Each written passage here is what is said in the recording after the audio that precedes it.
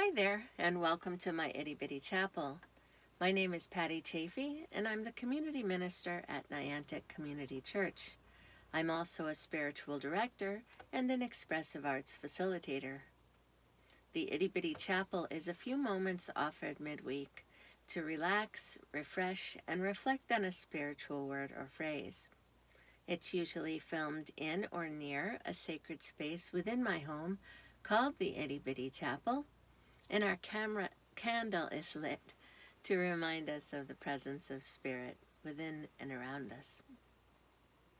If you're so inclined, feel free to pause this video and get your own candle and light it during our time together. Our phrase for reflection today is all the feelings.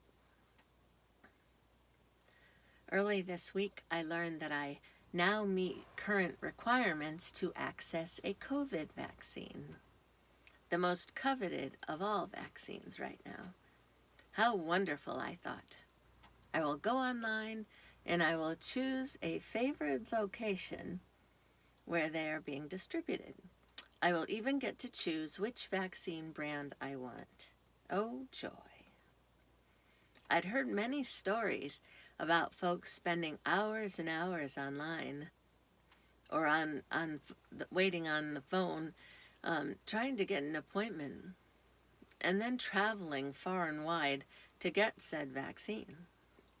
One of my sisters, in fact, who lives kind of close to me, went to Brooklyn for hers. Brooklyn? Where's Brooklyn? I asked in disbelief. Turns out it's in the quiet corner of the state, and not too close to us. I did not believe for a minute that would be my story. I was simply going to envision exactly what I needed, and that would be that. Simple. But not so simple, it turns out.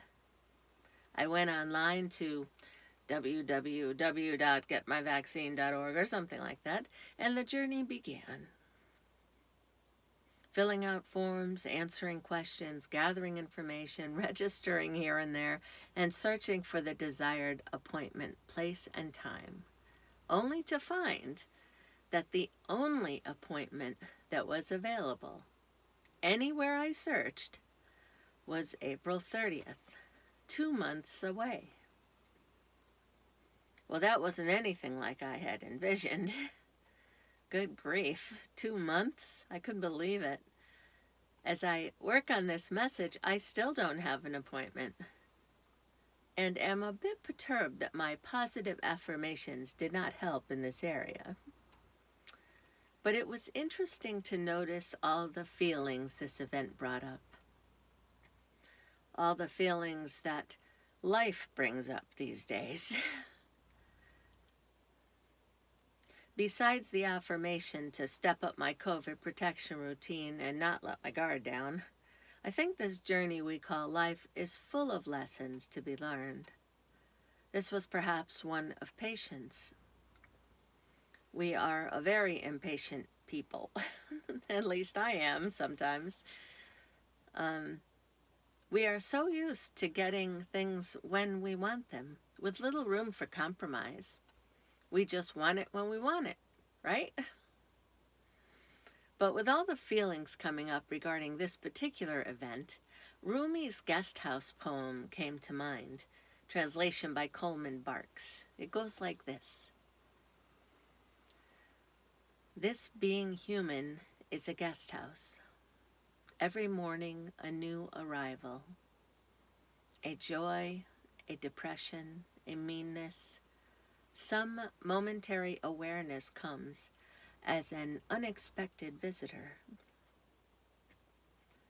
Welcome and entertain them all, even if they are a crowd of sorrows who violently sweep your house empty of its furniture. Still, treat each guest honorably. He may be clearing you out for some new delight. The dark thought, the shame, the malice, meet them at the door laughing and invite them in.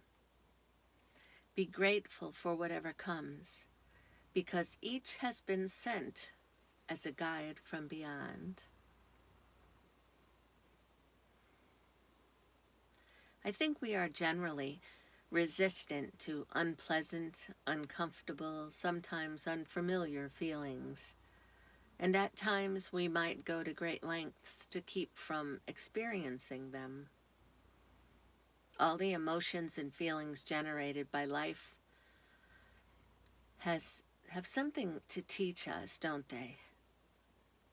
If we can welcome them in, offer them some tea, and get to know each other, we might learn of their purpose and the lessons they have to teach. When you face a performance that might provoke the "I'm scared" response, writes Wayne Dyer, choose love and approach your opportunity as a chance to dance with God. It's more fun than dancing with the stars. Bring your highest self to the occasion, your loving, serving, giving, joyful self, and be prepared to show the world what your God-aligned self has to offer. Imagine experiencing all the feelings that come to us as a chance to dance with God. Living life as a chance to dance with God. Imagine that.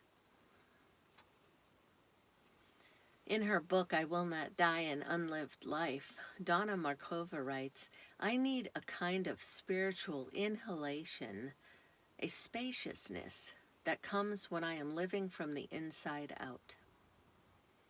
Only in this way can I find my joy again, the tenderness I can feel toward myself and the world. Find is the wrong word.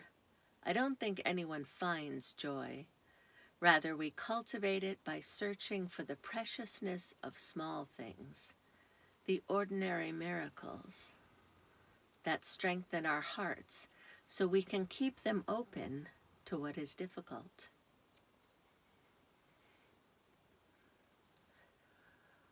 We are living in a very difficult time, an emotional time, as we entertain all the inevitable feelings and emotions that wash over us. Perhaps we might welcome them in, experience them as an opportunity to dance with God, and seek out those ordinary miracles that strengthen our hearts and keep us open to all that is today.